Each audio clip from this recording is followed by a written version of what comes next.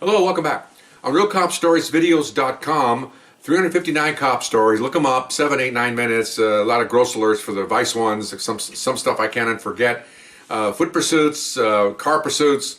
All my babies, every one of them I saw. I think 90, I could say probably about 97%. I did all. 3 or 4% I heard or were part of it. So, but most of it's mine. They're all my guys or my girls or guys, whatever. In addition to that, we're pushing 180 questions and answers. So ask me a question, go to this site or email me at rsbcopstories@gmail.com. I'll answer your question directly, and then we'll also put it like we're doing now. We'll put it on tape. The last question I got is, have you ever dealt with handicapped people? Early in my career, early meaning like the first 14, 16 years, yes. The later part, I did different assignments, didn't really expose to the public that much. Mostly in vice, narcotics, and gangs and patrol, you expose yourself to the general public, and there's where you get meetings with handicaps. Okay, some of them's kind of funny, depends how kind of a morbid mind you have. This was kind of funny to some people. I thought it was extremely funny, so did my sergeant, but then some guys thought it was kind of cruel. You be the judge. I'm not here to say the way. I'm here to tell you what happened, and I'm here to tell you honestly my reaction. If it's wrong from your reaction, turn off the tape. I don't care. Okay, so here we go. We're with my partner, General Giant, big guys, linebacker size. I'm 6'4", he's 6'5". I was about 230, kind of lean. He was about 260, all muscle. Really nice guy. Afraid of spiders. Another story. Look it up on RealCopStoriesVideos.com. Hilarious. Okay, here's a man that's going through a building and he's running from a spider, or not even see the spider. But anyway, so we're working patrol, and I'm driving. We're in uniform, and he's the passenger. And so we see a van, below red light, going down the road, like this. Well, he's 99% chance he's a DUI. Okay, those days there weren't. Nowadays it would be more like people are, on their phone. Well, those days anybody doing that, it's distracted means they're drunk. Okay, so we pull them over. Vans are very dangerous, okay, only because, we could have a clown van where all the doors open up and everybody comes out with guns. It's happened, we had some shootings up north in the late 60s. Weather Underground, we're doing that with cops. They drive around on purpose, and then as the cops walk up, the back doors fly open. There's all kinds of shootouts, and thank goodness in those days, most of the time, officers killed people. Sometimes, I think 1 or 2 officers did get a shot. I don't know, I'm not a record guy. I think they got killed, but some officers were shot that way. So we're in the 70s now, and they're still teaching that in the academy at the time I went in about van stops, very dangerous and all this stuff. But you can't walk up to a DUI with shotguns out and SWAT team. You have to handle each stop the best you can. And if they come out with blazing guns, then so be it. That's that's inherited part of the danger of the job and the excitement. Okay, whatever way you want to look at it. So van pulls over. We're walking up. Obviously aware of the back doors, always watching to make sure that door, as soon as that door cracks, guns are out. I mean, we're young and dumb and crazy here doing this. So you walk up and we hit the door with our hand to make sure it's not being held by the inside. I did, and so did my partner, and we walk up and you're looking in the mirror, you see the guy's face in the mirror, watching him, watching the door, again, watching that side door. You're me, that door cracks, you gotta be aware something's going on here. Most of the time, 99.9% of the time, they just want to get out of the car. The other 0.1% is the shootout. So anyway, I'm just telling you what we have to be aware of. All officers today, not even today, today also. So you walk up and I look at the windows down, and I look in. It's dark. It's nighttime. And I said, "How you doing, sir?" Oh, he starts throwing me F-bombs. White guy, kind of stocky, and my partner's on the other side, and we're looking at each other with the suspect, turning to me, and then my partner says, "Hey," you turn to him. We're doing that to distract him.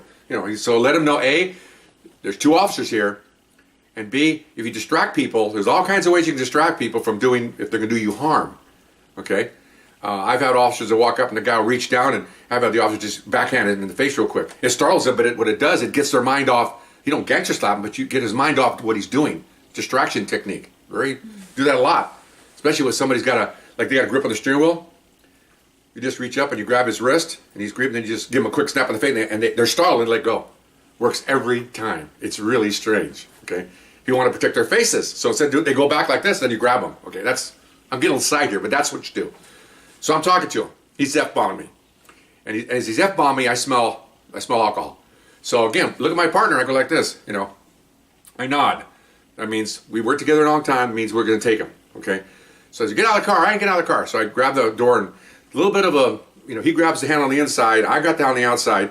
And my partner opens the door and jumps into the van and grabs him with his hand and his throat And of course, when he does that, it distracts him. And of course, now I'm already in now, and I grab his hand. Now we both got a hand. Well, at that time, we're pulling his hands behind his back, and I look in the van, and I see all kinds of shiny objects around the steering column and off the side. Well, they're hand controls. He doesn't have any legs. Okay? So I remember at the time, I thought he was just a regular guy. So when you see this, your mind starts to click. Obviously, my mom raised me not to, do bad things to handicapped people. Don't argue with the insane. A lot of things you learn from your dad is that you don't do these certain things. And so it's like my mind's going a mile a minute. But then I get back to reality here. It's like the meteor all of a sudden, boink, back to north. He's a criminal. I mean, he's a drunk driver. I got within a couple of milliseconds, it's like, oh. So my partner had the same look. We're like this.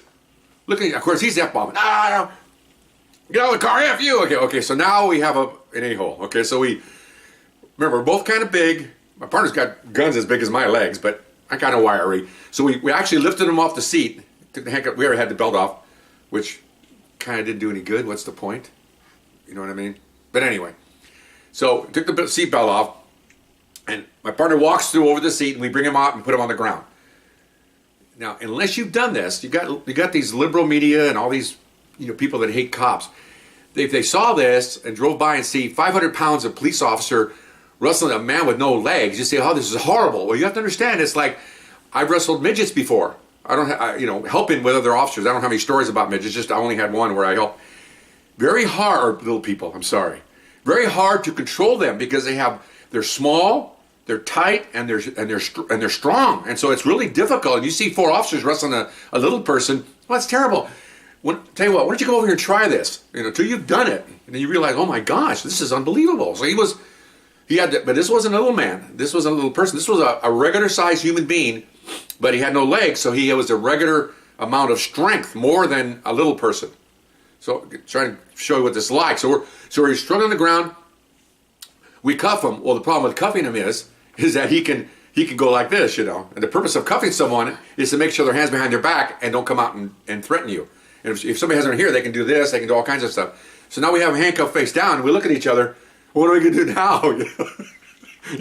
Well, we look at each other. He's like, you don't deal with this kind of situation very often. This was the first time for us. We had like maybe 3 years on. Okay.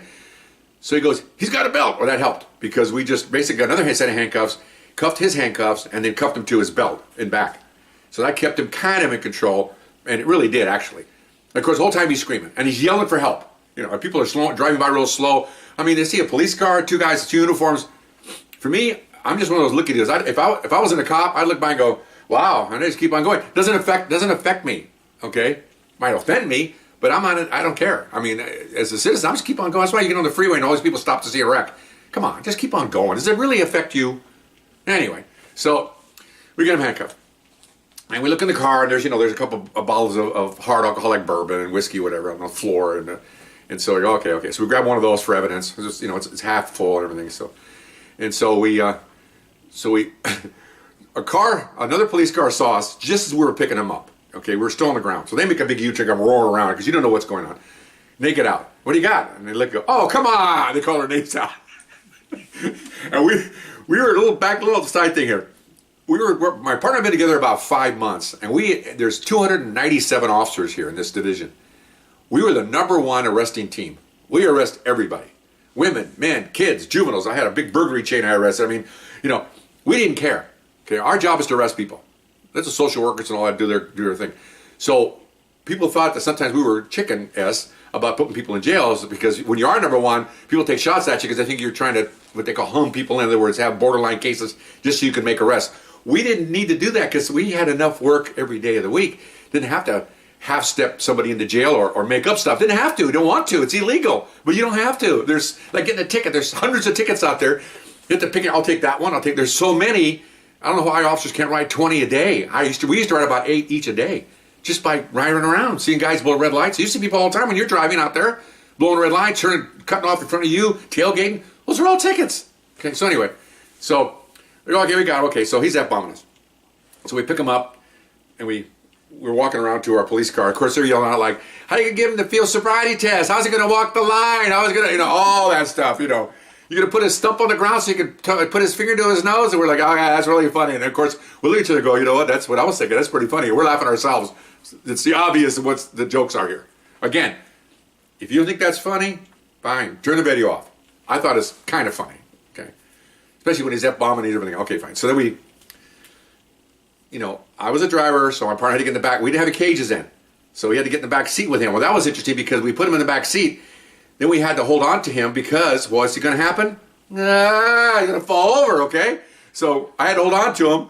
Partner runs around to the other side, and he grabbed him, and you hold on to him, and then in the car, we call for a tow and to impound his car and special handling because it had all kinds of hand controls. I'm sure that cost some serious dough. But anyway, tow truck came, off they went. No sergeants yet. Usually the sergeant will roll when he hears this. So, get in the car, and I'm driving. Okay, well, in normal procedure, en route to the station, you fill out a little card. It's called a field interview card. A name, address, all the information on the back. You have clothing, where you got them at. Just so for later on, you take notes right there on that card. Then you use that card later on when you write your report. Then you hand the card in, and it goes into some huge database. I don't know what they use it for, just to track what we do and what contacts are out there. So I'm driving the car, and my he's doing the little card. And I look in the mirror and I go, he doesn't have a hold of him. Okay, and the guy's F-bombing us the whole time. I mean, seriously, it doesn't stop.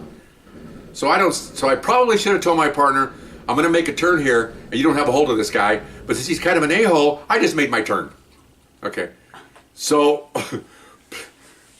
this is horrible, I know, but if you were saying yes or no, sir, or even keeping your mouth shut, I would have been concerned because that's my. When you F-bomb me and call me all kinds of names, and you're actually making bad derogatory terms about my mother, okay, kind of makes me mad, okay. And I don't get mad when I said I'm going to beat the guy, but I'm not going to be a courteous. I'm not going to give him the common courtesy and let him know I'm going to make a turn or tell my partner. So I make the turn and hear this thump. I look over. What happened is he went against the door, then he rolls onto the floor. Okay, now maybe that's not funny right now, but I'll tell you when it happened. It was really funny. Okay, and what that did was just shut him up. Okay, shut him up. And it's funny how you flick a switch because I think at that moment, because my partner goes, "Hey, he fell on the floor." Okay, okay. So I pull over.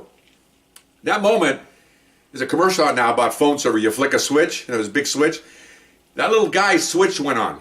I think he figured it out that if he doesn't shut the F up, he's going to be on the floor more than once. Because when he popped up, he says, I'm sorry I'm yelling at you, and I'll be okay. And he sat down and didn't say a word. So I think he realized not by design. I didn't say, well, if I drop him on the floor, he's going to shut up. I just did it because I was just a little bit of an a-hole myself. Okay? Talk about my mother. Okay? Talk about my mama. Okay? Anyway, so he sat there and didn't say a word. Mr. Perfect, okay? So I look in the mirror and my partner goes, that's weird, So we go to the station. So I walk in, I have to go get the sergeant approval.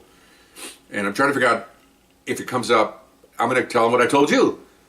That I just made the turn, even though I'll leave out the part that I looked in the mirror, and my partner was busy writing this little piece of paper, and we neglectfully forgot to grab onto him. It's not a good answer, but it's an answer, okay? I'm expecting, him to say something. Okay, so I go in, we got a DUI, okay, fine. And there was another new sergeant in this division, a brand new guy, just made sergeant. He's walking with the guy with all the hash marks that's running the night watch. He's like a shadow. He's right next to him just because he's learning, new sergeant. So we all go out to the car because that's the interview, and the young guy wants to see how the old salt interviews an arrestee that we brought in, which all arrestees have to be interviewed by a supervisor. So I open the door. And, the passenger door, the driver door. Wait a minute, I got my mind, but I'm sorry. The passenger door. The driver's side, my partner's sitting there. Passenger door. And the sergeant leans in, the senior sergeant, and the other sergeant, I can see his head. I'm just standing outside. Are you doing okay, sir? Yeah, I'm fine. I'm drunk. And I start, he's copping out. Yeah, I should have been drinking. Well, you know why they stopped you? Yeah, he said I was. Okay, well, and then all of a sudden he stops. He stops interviewing. He's looking down. He pops his head up over the top of the car and he goes, no legs? I go, no legs. He just shakes his head. He goes, man, you guys are cold. And so the other sergeant doesn't know. He's like, wow, looking at me, and I'm just going. So they close the door. Are you okay? I'm okay. I'm fine. So he walks around. He goes, calls my name. No legs? I go, you missed it. He was F-bombing the hell out of us. He was? Oh, yeah, he's calm now. Oh, I didn't tell him why he was calm. I said, he's calm now, I don't know what happened, but he was, oh, yeah, really? So he goes, well, hang on a second. So he walks around again, opens the door, Sergeant opens the door, and he goes, are you up? He's stirring it up, man. Are you up bumming my officers? Says, yeah, I didn't like, well, okay, so he's already, confirming my story that he's F-bombing, okay. All right, you're not supposed, then he's on him now. All of a sudden, my sergeant switch goes on. You should be driving drunk, look at you, you're handicapped. Oh my gosh, you imagine him saying that now? I mean, you can't even call somebody a Mexican now without being considered a racist or a black person unless you're black. He's all over him. You're handicapped. No, I got a driver's license. Well, no, that's not my fault. That's the DMV giving you that license. And we don't give it. If it was me, I wouldn't have that license. You're not qualified to drive. He's all over him. And I'm sitting there going, oh my God, it's our supervisor. And he's blaming DMV. He's blaming him. He's blaming everybody. You can kill people. So anyway, so then that was the laugh of the day that, And so we arrested him. We brought him at night. And the next day went to roll call, and motor officers come and go here. And somebody told a story about my partner herself. So we go into roll call. There's 2 huge motor officer boots on the desk. And we sit down. What's going on? And they go, hey, so and so. Says, hey, they arrested you last night. You forgot to book his legs. And everybody's laughing because they all knew the story. Okay, I'll book him tonight, sir. Thanks a lot. I'm really effing funny. Everybody's laughing their asses off. They told everybody what had happened. Hey, you forgot to book his legs. So that was our little handicap story. Some funny, some not that funny. If you're sensitive to it, then don't watch these videos, okay? Anyway, I hope you enjoyed that story. We'll see you next time. Bye-bye.